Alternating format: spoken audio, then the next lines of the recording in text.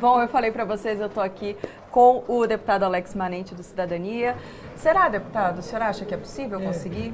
Eu acho que será, até porque o presidente Bolsonaro tem uma mobilização em torno do trabalho dele muito significativa em todo o país. Vários deputados estão participando dessa mobilização e com esse aval do TSE para as assinaturas digitais, acredito que terá tempo. O que nós precisamos discutir no Brasil é o número de partidos. Acho que nós precisamos diminuir e não aumentar. Nós fizemos na revisão eleitoral o ano passado a previsão de que a cláusula de barreiras será ampliada para diminuir o número de partidos. Essa próxima eleição deve diminuir aqueles que têm direito a fundo eleitoral, tempo de TV, e creio que nosso trabalho é diminuir as siglas que existem e não aumentar. Acho que com essa liberação, não apenas o presidente Bolsonaro, mas vários outros partidos poderão ser criados. Nós temos aí mais de 70 partidos na fila para serem criados, né? Então, se facilita para a Aliança pelo Brasil, facilita para todos os outros. O presidente Bolsonaro tem a sua força política, mas junto com essa liberação que ele será beneficiado, várias outras siglas conseguirão assento nesse poder de negociação de legendas. Inclusive, tem o My News Explica, vocês sabem que eu vivo fazendo autopropaganda, tem o My News Explica que fala sobre partidos, criação de partidos, quantos partidos estão na fila, que partidos são esses. Depois, quando acabar o Dinheiro na Conta, vocês deem uma olhadinha lá, tá bem legal. O Marcelo Antônio está dizendo aqui, e as urnas eletrônicas deixaram de serem seguras? Porque tem isso, né? O presidente questiona tanto a urna eletrônica por ser eletrônica e aí a assinatura eletrônica. É verdade.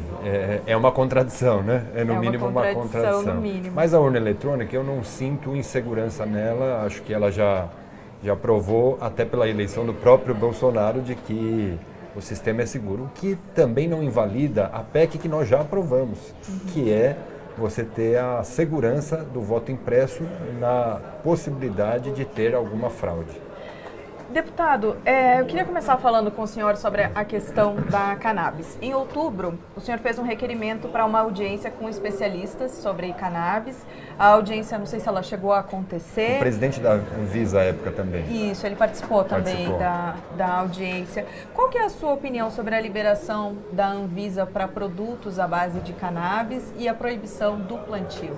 Olha, eu defendo que nós precisamos dar a melhor alternativa de tratamento à saúde das pessoas. O tratamento medicinal, nós precisamos evoluir em todos os campos. O mundo inteiro, eu tive a oportunidade de visitar o Canadá, Portugal, países que já têm liberado o plantio e utilização do canabidiol medicinal, e nós estamos muito atrasados. Por isso que eu tenho debatido na comissão especial, estive com o presidente da Anvisa, fiquei feliz quando se ampliou a audiência pública da própria Anvisa para termos aí a liberação dos registros de medicamento e a possibilidade do plantio específico e controlado pelo Estado. Existe a possibilidade de liberar o plantio? Porque hoje ele está proibido. Nesse momento não, por conta da própria regulação da Anvisa, que foi semana passada, que essa semana nós tivemos a oportunidade de ter aprovação de registros, mas não tivemos a oportunidade de liberarmos o cultivo específico.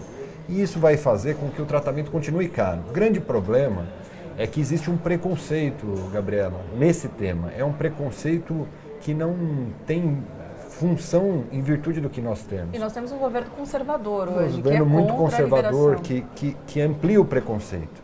Porque o que nós temos no país, por exemplo, são medicamentos à base de opioide, que é uma droga muito mais potente do que o canabidiol. Viciante. E parece que quando nós discutimos o canabidiol, nós estamos discutindo o canabidiol recreativo, não é esse. Esse tipo de canabidiol que nós estamos lutando é um medicinal para tratar epilepsia, autismo, dores crônicas, já comprovadamente com sucesso. Então, é hora de nós avançarmos essa etapa. O registro foi uma etapa importante, mas ele não barateará e continuará restrito às pessoas com maior poder aquisitivo. Mas, deputado, será que o problema não é a comunicação? Então, é explicar melhor para as pessoas do que se trata? Que não é liberação total, louca e restrita? Então, infelizmente, por mais que você fale, tem sempre aqueles que utilizam desse instrumento para poder colocar como se fosse uma liberação plena da droga, e não é. Eu volto a dizer, qualquer medicamento no Brasil tem liberação de opioide. Por que nós não podemos ter uma droga medicinal que ajuda milhares de pessoas com base no canabidiol. Então, eu acho que isso vai ampliar essa etapa que a Anvisa venceu. Eu acho que será importante para a população tomar conhecimento de que é um medicamento que faz bem, especificamente a epilepsia infantil e autismo, que controla as crises e que ajuda muitas famílias, mas que infelizmente continuará restrito a um nicho que tem um poder aquisitivo mais amplo. Como que é a receptividade na Câmara? Os seus colegas deputados, eles estão do seu lado ou eles estão mais resistentes? Na nossa comissão especial eu vejo uma grande maioria favorável. Eu acho que existe uma discussão e uma divisão em relação ao cultivo. O cultivo é debatido, porque alguns falam, olha, nós não teremos controle, mas hoje nós não temos controle. Não é liberado e nós não temos controle. Tem várias plantações para uso recreativo que são irregulares em todo o país. Então, nós precisamos ter o controle da Embrapa, que é um órgão do Estado, fiscalizando, porque gera emprego e renda. Essa é uma indústria que gera no Canadá, por exemplo, mais de 15 mil empregos, né? Gera impostos. Então, nós importarmos o insumo, que é o que foi liberado, para poder fazer o registro aqui, não vai resolver o problema de baratear nem gerar emprego. Vai ajudar mais facilmente, sem precisar de medida judicial, as famílias que têm um maior poder aquisitivo. Deputado, vamos falar então da segunda instância. Para quem está chegando agora, o deputado Alex Manente é o autor da PEC 199, a PEC que pretende possibilitar a prisão depois da condenação em segunda instância.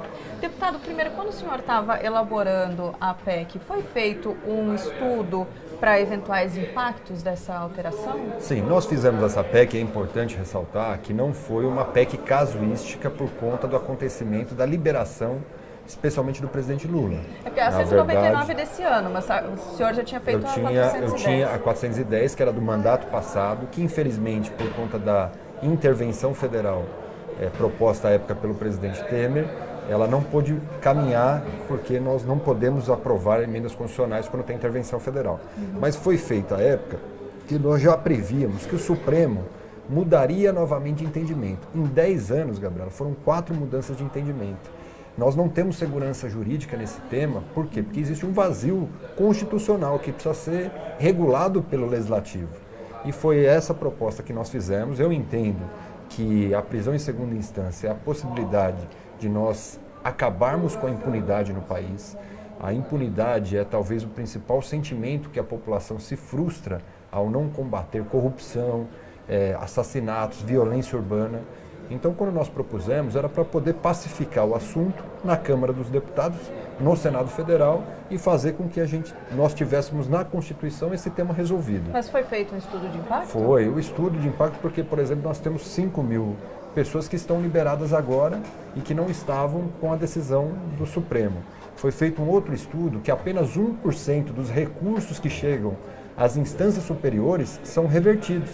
Ou seja, grande parte, 99%, não tem nenhum resultado quando a pessoa apenas posterga as suas condenações levando às outras instâncias. E mais que isso, o Brasil tem nos seus órgãos superiores, tanto no STJ quanto no STF, nós temos ali apenas casos que são insignificantes, quando na verdade deveriam ser casos da mais ampla importância constitucional para o Brasil. O Supremo, por exemplo, ele debate quem é o campeão brasileiro de 87, Flamengo ou Sport, e deixa de debater... Debateu já Sport Clube Recife. Desculpa, vou fazer um parênteses. É verdade, ganhou, né? Ganhou no Supremo. Mas é inimaginável pensar que uma Suprema Corte de um país tenha que debater esse assunto. Isso tem que ser resolvido na segunda instância da sua esfera. Assim é no órgão criminal. Mas mais que isso, o que nós estudamos? Que o cidadão comum, aquele dos crimes comuns, menos graves, esse não chega à terceira e quarta instância, porque é caro, advogados em Brasília são caros. Então foi baseado nisso, não numa questão apenas pontual do que nós estamos vivendo no Brasil. Mas essa PEC, ela valeria, se caso seja aprovada, ela vai valer só para a esfera criminal ou vai chegar na tributária, na trabalhista? É aí que nós começamos exclusivamente com a questão criminal, que é talvez o que mais afeta a população diretamente. Quando a gente vê um caso como, por exemplo, o ex-senador Luiz Estevão, 20 anos para ser condenado de algo que estava comprovadamente marcado como uma corrupção executada. O caso do Pimenta Neves, aquele jornalista que matou a namorada, demorou 12 anos para ele começar a cumprir sua pena. Esses são casos mais específicos, que mostram que nós precisamos tomar atitude rapidamente no âmbito criminal. Eu tinha 410, que era a PEC que tratava exclusivamente disso. A partir da construção na Comissão de Justiça, na CCJ, onde nós tivemos a oportunidade de ouvir especialistas, fizemos audiência pública e consultamos aquilo que também daria condições de ultrapassar a marca necessária para aprovar. E aí nós propusemos uma nova PEC, a PEC 199, essa que foi aprovada, ela é mais ampla, mais importante, porque ela não fica restrita ao âmbito criminal. Ela hoje pega as esferas cíveis, tributária, não permite com que as pessoas arrastem dívidas, não cumpram seus acordos durante 20 anos. E esse debate é o que está sendo executado agora na comissão especial, que é todas as esferas. É trazer o trânsito em julgado definitivamente no Brasil para a segunda instância, como ocorre no mundo. E a Suprema Corte cumprirá o papel da Suprema Corte, apenas ações revisionais. Deputado, transformar o STJ e o STF em esferas, eu não sei se eu vou conseguir explicar o que eu quero dizer, mas vamos lá. Dificultar o acesso ao STJ e ao STF não desvirtua a essência deles, que é resolver para todos os cidadãos? Eu acho que hoje nós estamos na essência errada, porque os recursos especiais extraordinários que nós estamos acabando, como eu disse, menos de 1% dão resultados. Ou seja, são apenas postergatórios, são apenas protelatórios, não são efetivos. E a Suprema Corte deixa de cumprir o seu papel constitucional. Nós não podemos ter, por exemplo, a Suprema Corte americana recebendo 100 processos por ano e a Suprema Corte brasileira 25 mil processos por ano. A minha preocupação é assim, por exemplo, aquele cidadão mais pobre que não tem dinheiro para contratar um advogado mais caro, já não chega, não vai ficar ainda mais difícil? Mas ele não chega. Quem chega lá são ricos e poderosos. Mas a gente não teria que possibilitar que ele chegasse, que ele também tivesse essa oportunidade? Mas eu acho o seguinte, nós temos duas instâncias. Se nós temos a primeira instância e a tese de você, como alguns países do mundo, Gabriela, tem a primeira instância como definidora. Nós entendemos que a primeira instância... Que é a local, que acontece ali no município. É a local, ela pode ter perseguição, porque é individual a decisão. Agora, quando ela vai para uma decisão coletiva... Que é a segunda instância, que é a segunda instância, que é no mínimo estadual. 3, e se não for unânime, no mínimo 5, eu creio que ela já é suficiente. Senão nós temos uma justiça cara, letárgica e que é parecerista. Então a segunda instância vira um parecerista. Na verdade, a segunda instância é o suficiente, como ocorre no mundo. E a Suprema Corte são casos constitucionais e erros de ritos processuais. Porque você sabia que hoje já os casos são limitados nas provas e mérito até a segunda instância? A terceira e quarta instância não julgam prova e mérito. Podem julgar ritos processuais equivocados, que continuarão julgando, só que através de uma ação revisional. Não através de um recurso protelatório, que é o que ocorre hoje. A ação revisional, para o pessoal entender, ela vai por fora. O processo terminaria ali na segunda instância, a ação revisional seria um novo processo. Oriunda de um erro da ação que foi julgada e autorizada pelo órgão julgador. Ou seja, se a segunda instância daquele tema julgou, condenou, mas viu algum vício do processo, é ele que autoriza a criação de uma nova ação revisional. Deputado, nós temos hoje um problema no Brasil que é fato, que é o hiperencarceramento. Em todo o Brasil nós temos presídios com lotações absurdas. Essa PEC não agravaria esse problema? Isso é um debate paralelo. Acho que nós não podemos deixar de condenar aqueles que já têm sua pena estipulada na segunda instância, com mérito e prova concluído, por conta do sistema carcerário. Nós precisamos ter uma nova política carcerária, é isso que nós esperamos. Eu creio que algumas penitenciárias já avançaram nesse tema de trazer para o determinado tipo de crime até um grau de trabalho para esse presidiário, de buscar a cooperativa, o trabalho, o sustento da sua família através do seu trabalho, para que nós tenhamos possibilidade de ter os presídios para crimes mais graves e fazer com que esse controle se dê através na minha opinião, de uma PPP, porque senão nós não vamos conseguir fazer o Estado ficar mantendo esse encarceramento.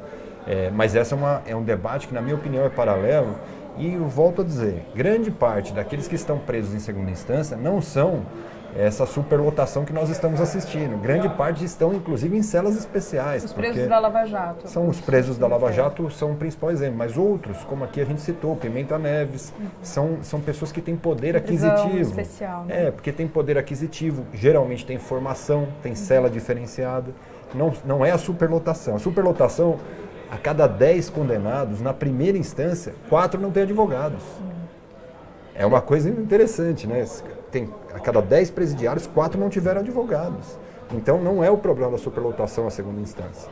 Deputado, eu sei que o senhor fez a primeira PEC 410 antes desse clamor popular pela segunda instância, mas é fato que a pauta ganhou força no Congresso quando a população começou a pedir pela prisão em segunda instância, principalmente depois quando começou a se aproximar ali a época em que o ex-presidente Lula sairia da prisão.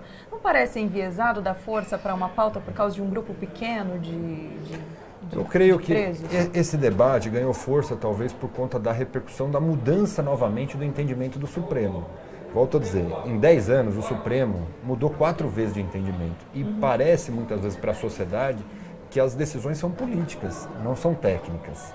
E isso causa uma revolta e, naturalmente, a sociedade nas ruas pauta as obrigações que o Congresso precisa cumprir. Nós somos obrigados a ouvir e entender o que a sociedade expressa de sentimento. Por isso, eu acho que as ruas foram fundamentais para a aprovação, por 50 votos a 12, que é um resultado que ninguém previa. Inclusive, quando eu comecei com essa PEC, muitos me chamavam de louco. E nós aprovamos de 50 votos a 12, ou seja, com condições de ir para o plenário com maioria qualificada, que é o necessário. E é óbvio que a sociedade pressiona. Aquela mobilização que ocorreu, a mobilização que terá no domingo novamente, são mobilizações fundamentais para que nós, de fato, tenhamos condições de fazer com que o Congresso responda. Mas é importante também diferenciar, nós precisamos fazer com toda a cautela e com todo zelo ao rito necessário para mudar a Constituição. Eu tenho visto muito depoimento e sou a favor de qualquer projeto que aprove a prisão em segunda instância, só que nós temos que ter cautela para não cometer, por ansiedade, um erro que precisa ser corrigido novamente no Supremo. O senhor falou sobre as discrepâncias de interpretação, né? As diferenças de interpretação que as nossas leis possibilitam. E aí eu volto no papel do STF, porque essas diferenças de interpretação existem de um estado para o outro, inclusive, né? Às vezes um tribunal num estado entende uma questão de uma forma, o tribunal no estado vizinho entende a questão de uma outra forma completamente diferente. E o STF acabava agindo como um fiscal da Constituição, assim, para isso mesmo, ficar, que é o né? papel correto do que Supremo. Colocava, que nivelava esses criava entendimentos, jurisprudências, né? Criava ali as jurisprudências. A gente não vai perder isso? Não, ao contrário. Eu acho que o Supremo aí passa a cumprir esse papel constitucional. O Supremo deixa volto a dizer, de debater quem foi o campeão brasileiro de 87, começa a debater temas para poder organizar o nosso sistema jurídico, para que todos os TJs de qualquer estado, do Acre ao Rio Grande do Sul, tenham pacificação em determinado assunto. Esse é o papel do Supremo. E, infelizmente, com 25 mil processos chegando ao ano, dividido por 11 ministros, é impossível nós imaginarmos que eles estão debatendo a unificação da pauta brasileira nos tribunais de segunda instância. Num país que julga mal, assim, claro, não dá para generalizar, nós temos uma justiça, enfim. Mas nós somos um país que muitas vezes julga mal, né? O senhor mesmo falou, a cada 10 presos, 4 não tiveram advogados. Sim. E a gente pode questionar como esses 4 sem advogados foram acaba tendo o advogado público ali, né? Um advogado público que às vezes também está cheio de processo, não consegue acompanhar como deveria, não consegue se dedicar como deveria a cada um dos casos. A gente teve há pouco tempo o cidadão condenado de segunda instância porque roubou um cacho de bananas, por exemplo, né? E quantas pessoas são presas e depois se descobrem inocentes as injustiças Sim. acontecem muito no nosso país. O senhor não tem medo que essas injustiças se multipliquem? Não, ao contrário. Eu acho que as injustiças, elas ocorrem, mas hoje qualquer injustiça de mérito e de prova ele é concluído na segunda instância já. O Supremo não pode rever mérito e prova, só se tiver erro no processo. O Superior Tribunal de Justiça não pode rever mérito e prova. Então, a questão de culpa ou inocência se dá até a segunda instância. Isso não modificará. O que nós teremos, volto a dizer, Gabriela, é um sistema mais célere, é um sistema que permita as pessoas se sentirem respaldadas pela justiça e não um sentimento de impunidade. Hoje, o que existe é um sentimento de impunidade. E nós não podemos pegar pelas exceções dos erros da justiça. O que nós temos que pegar é a maioria daqueles ricos e poderosos que postergam indefinitivamente as suas proposituras. E mais que isso, quando a gente propõe tributário, fazendário e civil, nós vamos inclusive pegar a narrativa daqueles que, olha, eu quero que prenda o fulano, mas não quer que pague a sua dívida. Então, quer que prenda o ladrão do cacho de banana, mas não quer que prenda o cara que não pagou imposto. Isso, então vai ser interessante, porque aí nós vamos vai botar todo mundo no consolidar e mostra que não é casuística, que nós queremos reorganizar o sistema jurídico brasileiro. Não há no mundo quem chega até a quarta instância. O Brasil é o único país. Deputado, o Sigefredo Fontoura de Souza está perguntando se é possível votar a PEC ainda esse ano. A PEC é impossível. Eu acho que é importante explicar. Tem um debate hoje entre o PL, o projeto de lei e a PEC. Não se muda a Constituição sem cumprir o rito necessário. Vocês devem ter acompanhado. É um rito bem complexo. A gente já explicou, é o mesmo da reforma da Previdência. É isso que eu ia falar. Porque toda a Constituição tem que ser protegida, senão determinado dia a Câmara define mudar a Constituição, se ela não tiver um rito, você pode mudar a qualquer momento. Então nós temos um rito que precisa ser cumprido, não é como você abrir a porta e sair correndo, ao contrário, você tem que respeitar todos os ritos para fazer o melhor debate e não cometer erros. Essa é a proteção que a nossa Constituição permite. Por isso, fomos rápidos, aprovamos na CCJ, tem a comissão especial, e eu creio que em março a Câmara já estará votando no plenário essa PEC. É mudar a Constituição e consolidar de vez. Eu vejo alguns falando que tem que ser o PL. Eu defendo qualquer proposta que apoie a prisão em segunda instância, porque eu acho que é combater a impunidade. Mas a gente não pode cair no erro de, por fazer rápido, fazer o Supremo novamente julgar, quando a resposta tem que ser dada, nesse momento, pelo Congresso Nacional. Pessoal, só para lembrar o rito, uma PEC precisa ser aprovada, nesse caso que começou pela Câmara, na CCJ da Câmara, na Comissão Especial da Câmara, depois no plenário, em 2 turnos com 2/5. 3/5, de maioria de 3/5, depois ela vai para o Senado, CCJ do Senado, Câmara do Senado e aí plenário 2 vezes também. Se o texto for alterado, volta para a Câmara. Lá não tem comissão especial. Senado é só CCJ e plenário. E aí, se for alterado, tem que voltar para a Câmara. Por isso que eu já fiz várias reuniões com o presidente Davi Alcolumbre, com os senadores, inclusive os que defendem o PL, para que, independente da aprovação do PL, que é pauta da própria Senado e nós respeitamos, que eles já estejam na comissão especial, para fazer como foi na Previdência. Quando chegou no Senado foi rápido, porque eles participaram do debate na comissão especial da Câmara. E nós queremos que até o final do primeiro semestre do ano que vem, estejamos promulgando isso na Constituição, que será um avanço enorme. A possibilidade de definir o trânsito em julgado em segunda instância sem nenhum questionamento no Supremo Tribunal Federal.